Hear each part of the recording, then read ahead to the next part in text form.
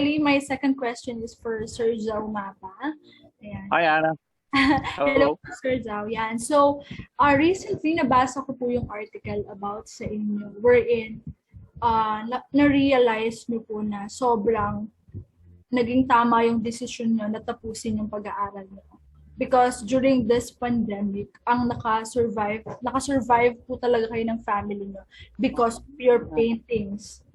Tama po. So, ano po yung advice nyo sa ating mga artist, no? Na syempre, kung ituloy po ba nila yung kanilang pag-aaral talaga at isabay sa showbiz, ano po yung mabibigay ng advice sa kanila?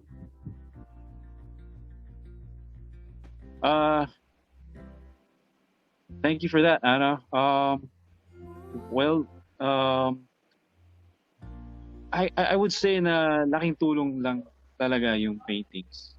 I think in this day of age, kulang in my part, kulang isang trabaho, support me, my family.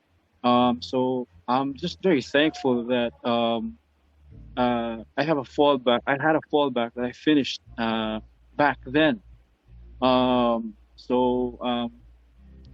Kung kailan nagkaroon na ng crisis, saka sabay-sabay siya nag-flourish. Sabay-sabay siya lumipad. My paintings flew in this pandemic, and it helped me. I'm very thankful for both my talents for painting and acting, and right now it's what's supporting me right now. And I would say that not only has showbiz been a very big helping factor with for me today, but also very thankful that painting also is actually is being successful the same way as acting right now. So ayun Ana. Thank you so much po. No? Natutuwa po ako na mapapanood po kayo dito sa Paraluman. Kasi a while ago, pinag-uusapan namin ng aking executive producer. Tinanong po niya kung naabutan kita. And sabi ko po medyo hindi na. So sabi ko ngayon, at least ngayon makikita ko po yung isang Jao Mapa dito sa Paraluman. Thank you so much po, sir. Anna, thank you very much. Keep safe. God bless. Tell your producer that too. Thank you, Aina. Thank you very much, Aina Medina of Rise and Shine Filipinas. And now we have here some questions from our other press. This question is from Archie Liao of Abante. Question is for Jao and Rhen. Ang Paraluman ay tungkol sa relasyon ng dalawang taong malaki ang agwat ng edad. Sa cast, sa tunay na buhay, ano ang preferred ninyong karelasyon? Yung mas bata sa inyo, kasing edad o older sa inyo? At bakit? For me, age doesn't matter po talaga once you na-feel nyo na you're in love. Meron kayong na-feel na something special dun sa tao as long as wala kayong nasasaktan, as long as wala kayong nasisira, wala kayong tinatapakan na ibang tao, hindi kayo masamang tao. Go for it. Wala pong masama kung mas bata sa inyo or mas nakakatanda sa inyo. But personally, ako na-experience ko po before na mas younger sa akin yung guy for almost 5 years. Nag-work naman siya for a couple of years. And yeah. And pero ako ngayon parang para sa akin mas gusto ko naman yung tipong naniniwala kasi talaga ako na mas mabagal mag-mature yung mga guys. So, kailangan daw, sabi nila, scientifically proven siya. I don't know how or kailangan daw 5 years older yung guy sa babae para mas magsabay sila.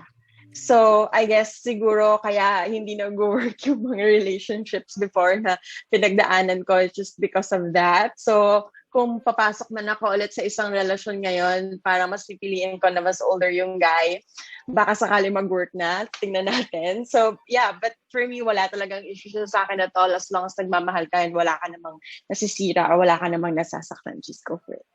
Thank you. Thank you for your answer, Rhen. Jao? Yeah, me, presently speaking, I like my status right now. I'm happily married. My wife is 4 years younger than me, but opposites attract kami. Mas mas mature siya kaysa sa akin in thinking wise. So she's more an adult for me, but yeah, that's where we meet. If I was going into an affair like that, I guess um, now age or beauty is not a question when it comes to love. Anything goes. It's a mystery, and it's wonderful how love works. And actually, I just go with the flow. But having an affair is not my cup of tea right now. I'm enjoying where I am right now. I'm pretty much blessed with my setup, and I'm pretty much pumped. And I think this is what has bestowed upon me for God the Father, and I like to keep it that way. It's really with Direk Yam's imagination. That's why this whole thing is has has come to be. So it's really Direk Yam's. Dapat si Direk Yam at tanongin niyo. Kasi this is his creation. But yeah, it's a great story, and I'm just happy that I'm able to pull it off, and I'm surprised on how me as an actor react to the situation, and I guess that it's already an open book for this kinds of scenarios. So ayun po, yun po yan. Thank you very much, Jao, for your answer. And this is the next question. Ano ang mga nakakabighaning mga bagay na nadiskubre nyo sa pagtatrabaho sa isa't isa? I guess for me, parang importante po talaga sa akin na meron akong magagandang bagay na na-experience and natututunan sa lahat ng mga co-actors ko every time na meron po akong ginagawang project. So, para sa akin, hindi man siya directly na sinasabi sa akin ni Jao, pero natutunan ko sa kanya, sa lahat po ng mga na-share niyang kwento sa akin is kung paano ko dapat pahalagahan yung career ko ngayon dahil sa mga nangyayari at mga nabibigay na opportunity sa akin. Kailangan ko talaga siyang pahalagahan dahil minsan sa buhay niya may mga naranasan siya na marami siyang natutunan, at sa mga kwento niyang yon, parang kailangan ko siyang pahalagahan at huwag ko siyang sayangin. So yun yung maganda dun sa naging bonding namin and dun sa naging pagsasama namin sa project na to, and I'm thankful and grateful dahil nakasama ko sila dito, lahat ng co-actors ko, and of course si Direk Yam. Yun yung nagpaganda talaga sa project na to, yung mga experiences and yung mga bagay na natutunan ko sa kanilang lahat. Thank you, Rhen. Jao? Yeah, anong natutunan ko? When I came into this whole picture, dala ko pa yung style ko ng how I work. And back then, I wasn't really serious. I was just playing, actually. It was Rhen that made me realize that this is serious. This is serious stuff. I mean, I haven't met an actor as dedicated and as passionate as Rhen. So parang she's a model for me, and that kind of woke me up. And not only that, also working with Direk Yam. I mean, it's a whole. He has brought filmmaking in a whole different level. I mean, top notch, man. I'm talking about the works, man. I mean, I think every every filmmaker would like to know or have been influenced by Direct's directorial. In the beginning, working with Mesh Lab, working with this production, you wouldn't hear a pin drop.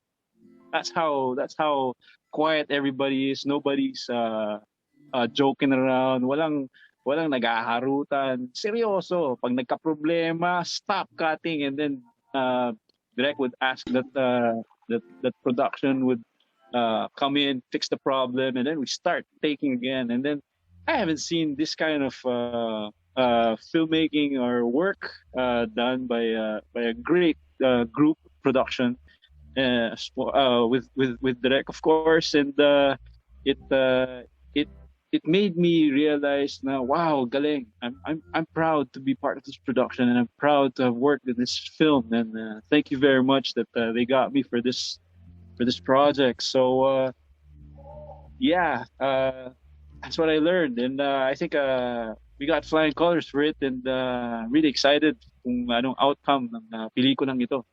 Ayun po. Thank you very much, Jao. Up next, we have here a question from Jude Cartalaba of Lionheart TV.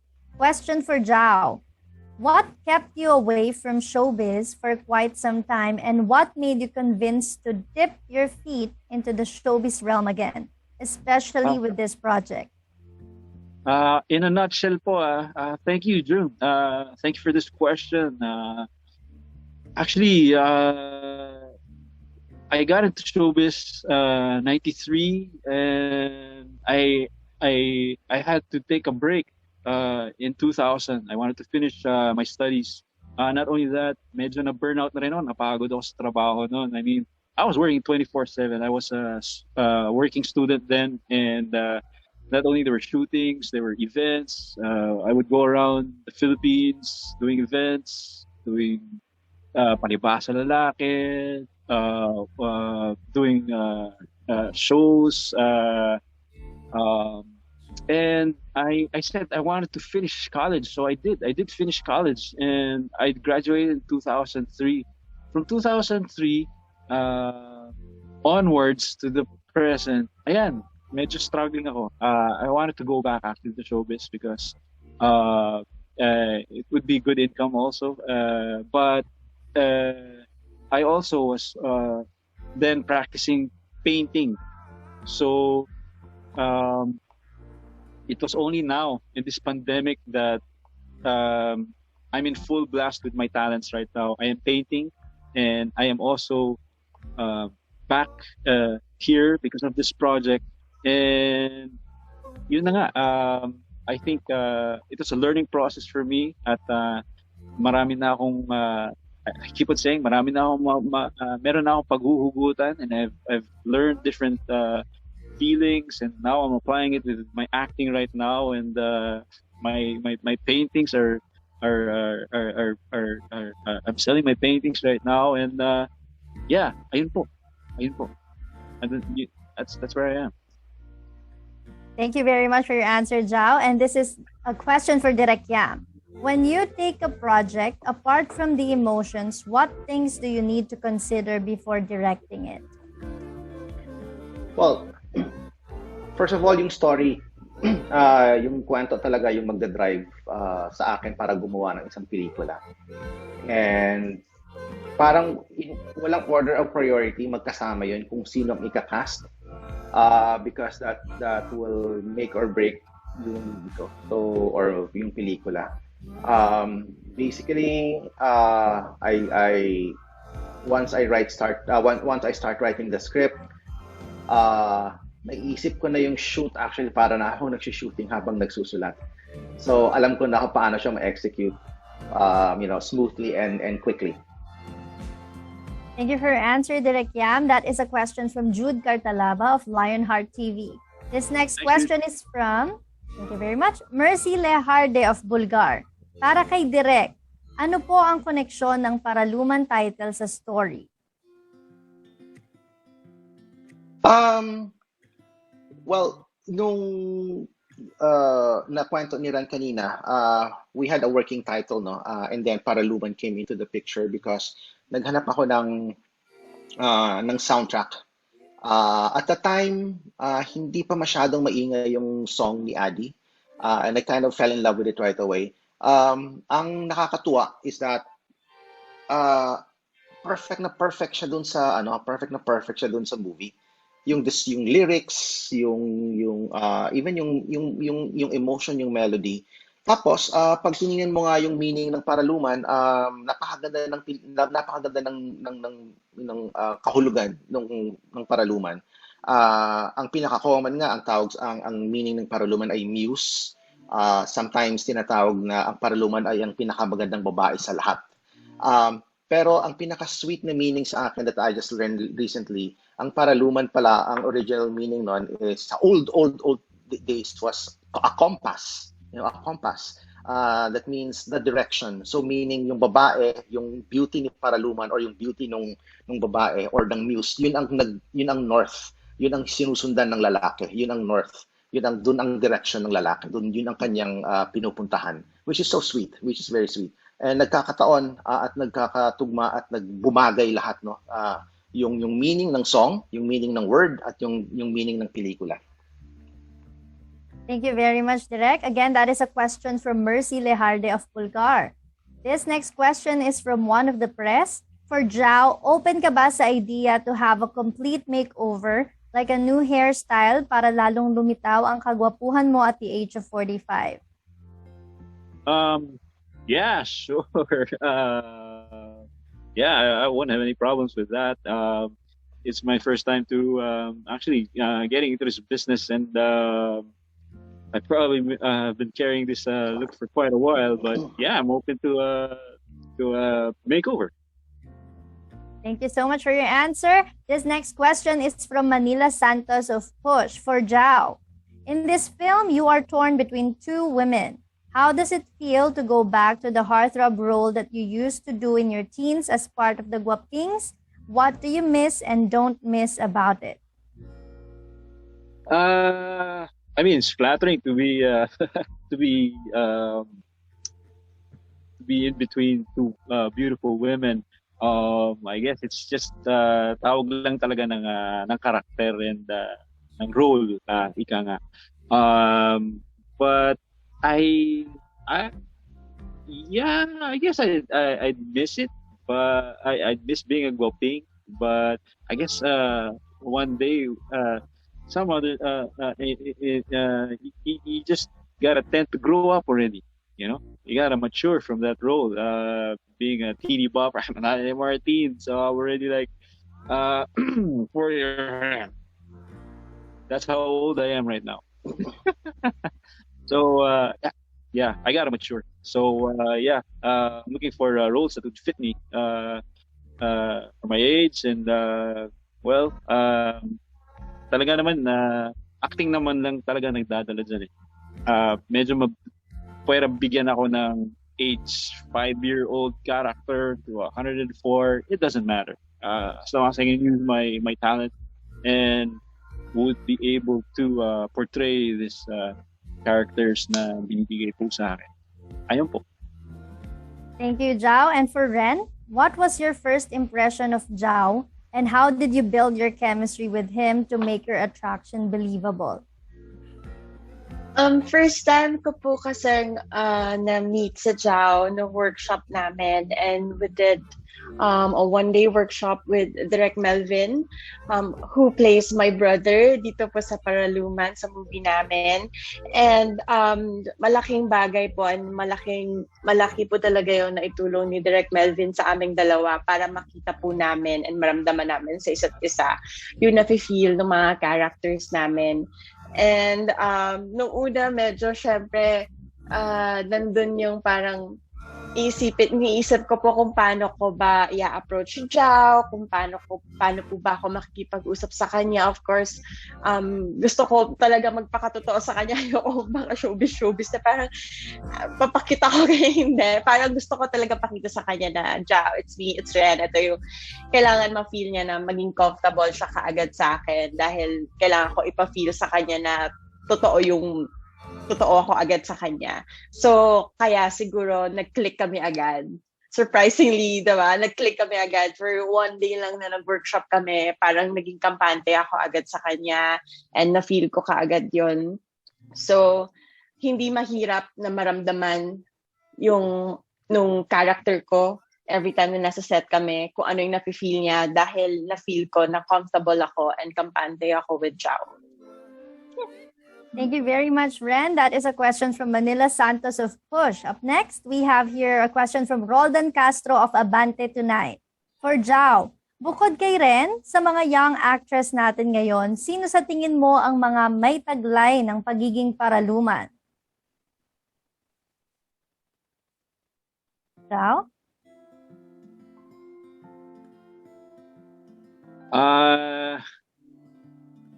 Right now, I can't see anybody else that could fit the shoes of Mia.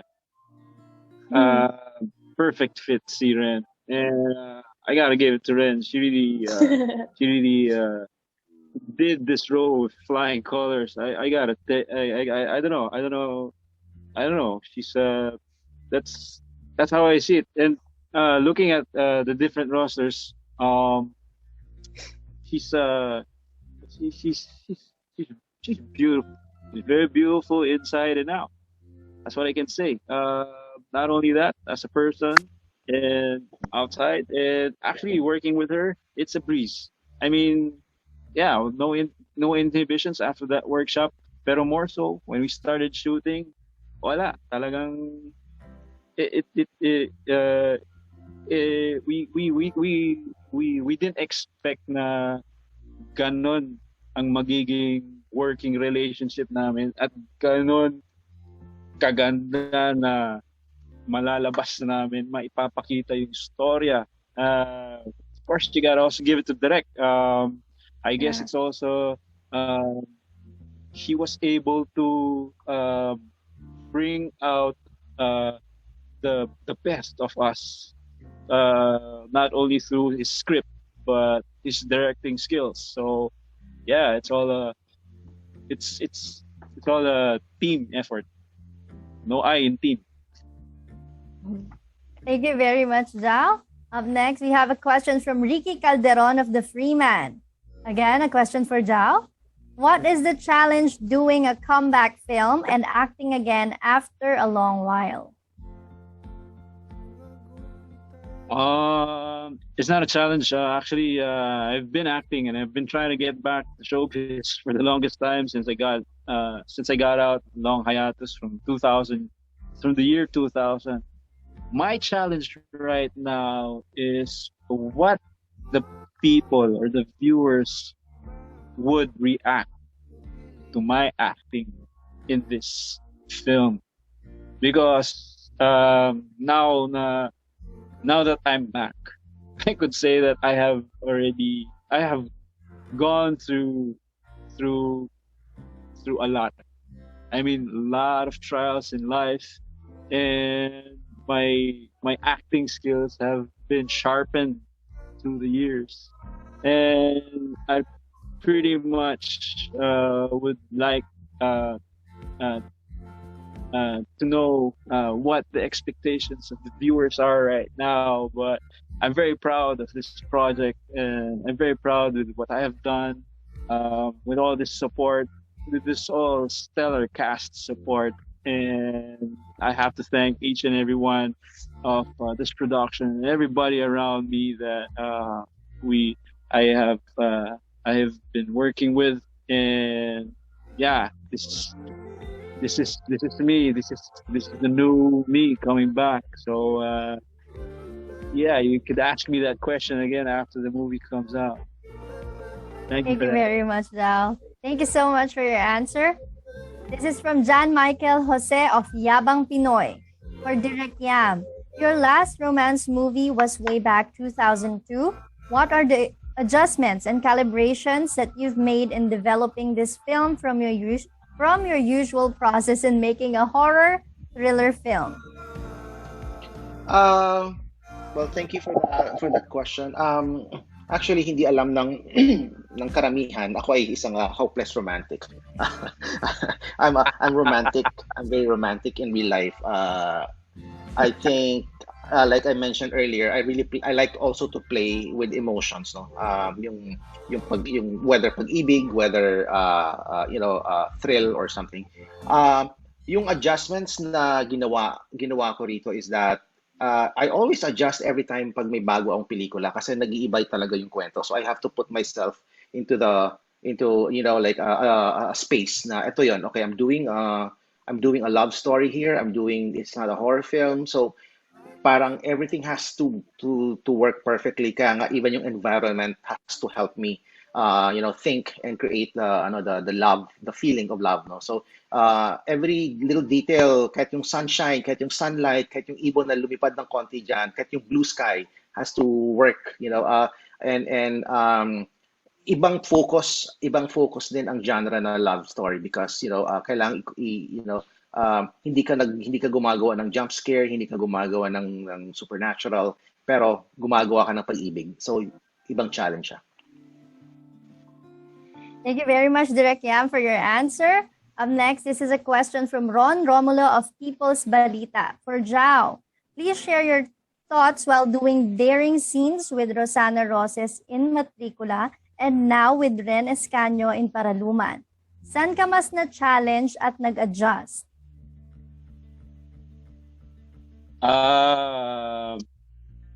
Actually, that's a very delicate subject. Coming back from Osang, that's a different experience, I mentioned this before that the role there at that time was that ako yung bata. Tapos si Osang yung nagtuturo sa akin. Ngayon, baliktad. Ako yung matanda at meron akong tinuturuan ng bata. So, back then, I was naive. I was naive like Rhen now. And hindi ko medyo dominant si Osang at that time. But she took care of me. I would like to say that she took care of me in a way that tinanggal niya, we didn't have any workshop, but because she was good in her craft back then, she knew how to take away my inhibitions and my fears, which I have to thank Rosana for that. Being also a very pillar siya ngayon eh. She's a very sought out actress right now, and she's very good with her craft. And with Rhen right now, it's different because Rhen is kind of reserved, kind of more I should say more conservative, but she knows how to use her craft. She's using it into her advantage, and it's her strength right now. That's why I'm very much I'm surprised, and I'm very much happy that I have worked with the likes of Miss Rhen right now, and it's teaching me that this is a whole different ball game. It's a more serious, more more you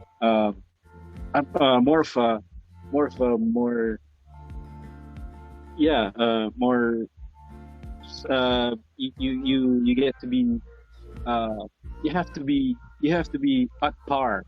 Kumbaga, kailangan maki-level ka na ngayon dahil kanon ang labanan ngayon. So I would still say that I'm still a student right now, coming back and getting pointers from a young actress right now. That's how Rhen is playing the game right now. That's why she's at the top of her game, and I'm very thankful and very fortunate to be working with her. So yeah. Thank you very much. Thank you, Jao, for your answer. And another question for you. In your paintings, choose one that closely associated with the characters of Mariposa and Mia. and please describe it.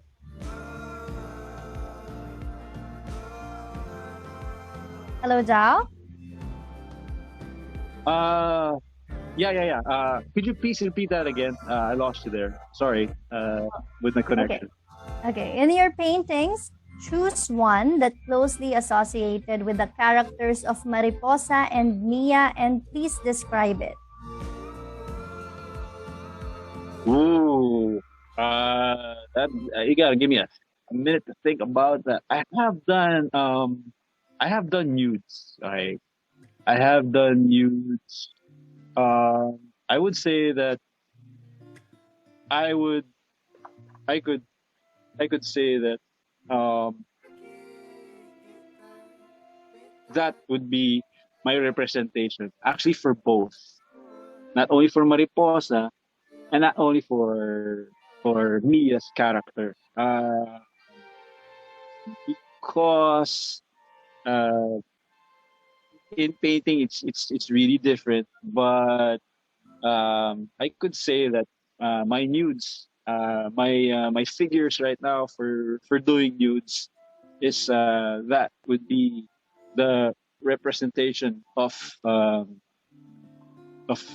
their characters right now. That's it. Thank you very much, Jao, for your answer. That is a question from Ron Romulo of People's Balita. Thanks, Ron. We have here a question from Mel Navarro of Tempo. Is it true na pinagselosa ng wife mo ang unang na-post na photo mo together with Rhen Escaño noong sinushoot pa lang ang pelikula? Oh, hi, Mel. Mel Navarro. Thank you for that question. No, that is not true. I don't know where you got that. She actually, before I accepted this project, nag-usap kami ng misis ko, and she said na you could make the decision for this film, but I was open to her before I accepted this film, and then she said that you make the decision. I said, yeah, okay, let's do it, since it's trabaho naman. My wife has been doing also acting in stage and film. So naintindihan niya yung larangan ng trabaho ko. And yeah, that's she's supportive of me.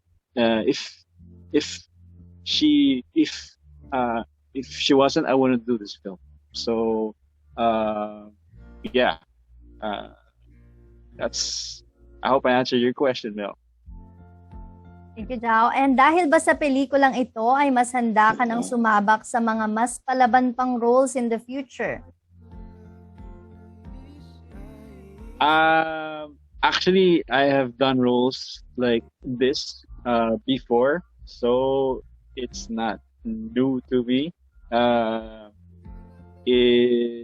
If I consider myself as a character actor, and sometimes this character is up, then the next character in my next project will be different, like action or comedy, kahit saan pwede ako. Yun lang ang sinasabi ko. I'm a character actor, and I like doing different roles, but I don't want to be really associated or pegged with just one character, and I just want to be known for my acting capabilities. Yun. Thank you very much, Jao. And this next question is from Irvin Santiago of Bandera. For Direk, ano yung pinakamatinding challenge na na-encounter nyo while filming the movie? Thanks po. Oh, thank you. Good question. The challenge is always doing yung love scenes, no, yung sex scenes. First of all, because ako I feel uncomfortable with it. Pero the funny part is that I wrote it. Kasi nga yun yung nasa kwento at kailangan ko siyang isulat kasama siya kasi sa kwento. That's why every time there is a love scene, medyo for me it's very tricky. Doon ako nahihirapan. Kaya ako mismo ang nandun, humahawak ng camera. Ako nag-ooperate ng camera at always out of respect for both especially for Rhen and Jao, I always have parang I'm not alone with them. Meron akong 3 girls or babae with me, so that para naman they will feel safe, they will feel protected. Pero yun ang pinaka-challenging for me. Nothing else. Kahit napaakatin mo ako ng bundok up and down para makuha yung eksenang maganda, gawin ko yan araw-araw. Pero yung love scene is the most tricky part. Thank you very much, Direk, for your answer. And that concludes our Q&A portion for today. May we ask the cast and director to invite everyone to support your movie Paraluman na ipalalabas na this September 24 only on Viva Max. Rhen? Una po sa lahat, maraming salamat po sa lahat ng mga press, mga kaibigan natin, mga vloggers. Sinamahan po kami ngayon. Jean, thank you so much again. Maraming salamat po sa oras ninyo. Alam po namin busy po kayo ngayon, pero nandito po kayo para sa amin. Sana po suportahan natin ang aming pelikula na Paraluman. Of course, directed by Yam Laranas. Malapit na po September 24, streaming on Viva Max. Mapapanood na din po ninyo yung mga kababayan po natin sa ibang bansa ang aming pelikula sa Middle East, sa Europe, sa Hong Kong, Singapore, Malaysia, and Japan. And starting October 1, yung mga kababayan po natin sa Indonesia, Thailand, South Korea, Taiwan, Brunei, Macau, Vietnam, Australia, New Zealand, mapapanood nyo na din po yung pelikula namin. So sana mag-download po kayo ng Viva Max. Available po yan sa App Store and ma-access niyo po siya. So sana po, supportahan po ninyo. Marami pa po kaming makakasama magagaling na artista dito. Of course, with Jao Mapa, everyone, thank you so much. Paraluman, September 24 po. Thank you, Rhen. Jao? Yes, panoorin niyo po, supportahan niyo po yung pelikula namin, Paraluman. Pinagbibidahan po ni Ms. Rhen Escaño, myself, with other actors. We have Gwen Garci, we have Raul Morit, Direk Melvin Lee. Marami pa pong iba. Sana po supportahan nyo. Subscribe po sa Viva Max dahil dito nyo lang mapapanood yun. For 7 days, you can avail for it for 49 pesos. For a whole month, you'll have it for 149 pesos. So, and then for, I think, 3 months, 399 pesos. And I hope that you enjoy the film. And I hope that we were able to answer everybody's question in the press.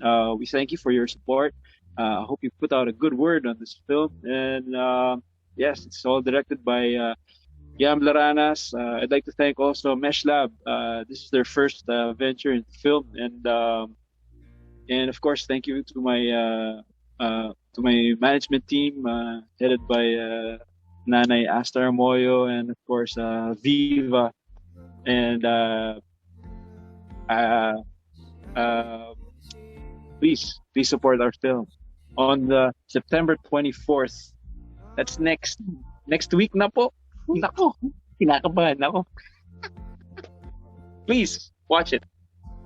Thank Enjoy. you very much. Thank you, Jao. Direk Yam?